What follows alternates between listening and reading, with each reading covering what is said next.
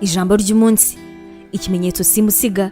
Kugira ngo ubashe gusobanukirwa neza ibi ngibi, soma muri Luka igice cya 16 uhereye ku murongo wa 19 kugeza ku murongo wa 31. Umuntu wenyine udatekereza niwe wenyine wakwirengagiza ibimenyetso.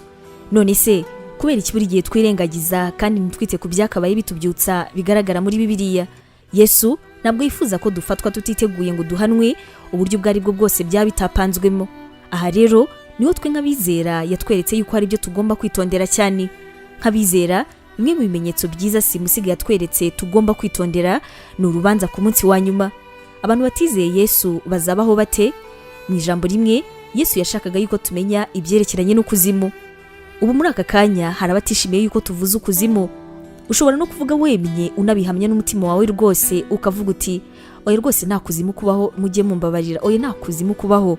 Aha zirikana yuko nta burenganzira na butoya dufite bwo guhindura ijambo ry'Imana dukurikije uko twumva ibintu cyangwa se uko twifuza yuko byamera. Ntabwo tugomba guhindura ibintu dukeka ko bitubangamira ngo tubihindure kandi nyamara ari ukuri. Nta n'uburyo dufite na butoya dushobora kubihindura. Ntabwo dufite rero guhindura ijambo ry'Imana tugendeye ku byo nk'abantu twishyiriyeho yuko dukunda. Ahubwo rero reka dushyire imbaraga mu gusaba Imana imbaraga zikomeye zo gusoma ijambo ryayo uko riri ndetse n'imbaraga zo kurikurikiza uko riteye neza.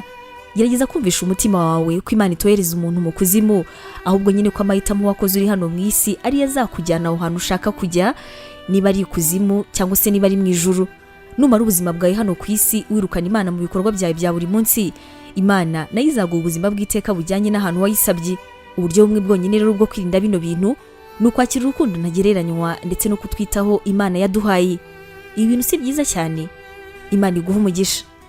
Tangirana umunsi wawe n'ibyishimo watewe n'ijambo ry'Imana, ukora subscribe hano kuri Nemi TV. Biroroshye cyane, ni ugukanda kuri ako kantu k'umutuku ubona, ubundi ikintu cyose dushyizeho ukaba wa mbere kukireba. Ntugacikwe n'ijambo ry'Imana tukugezaho umunsi ku munsi, komeza ubane natwe. Waba utekereza ko wahamagariwe gukora umurimo w'Imana? Wifuza inyigisho zacu se zisohoka buri munsi zagufasha mu buzima bwawe, cyane cyane zigukomeza mu bibazo? Umva wifuza kwiga ibijyanye na teolojiya ukamenya ijambo ry'Imana, intwaro yagufasha mu buzima? Duhereye kuri iki kibazo cya nyuma, niba igisubizo cyawe ari yego, ngufitiye inkuru nziza cyane. Iyi nkuru nuko tugufitiye ishuri rya teolojiya kandi wigira ku buntu. Mu ishuri ryacu harimo porogaramu zitandukanye zirimo nka Pastoral Studies, aribwo buryo wakwiga kuba umuvugabutumwa mwiza cyane.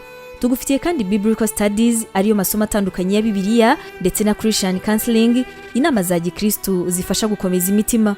Kugira ngo usobanukirwe biruseho, wasura urubuga rwacu arirwo wa@nemibibleinstitute.com, cyangwa se nanone ukaba watwandikira kuri WhatsApp kuri izi nimero 141 232 650 Wanatwandikira kandi kuri email yacu ariyo nemevangelism@yahoo.com. Imana iguha umugisha.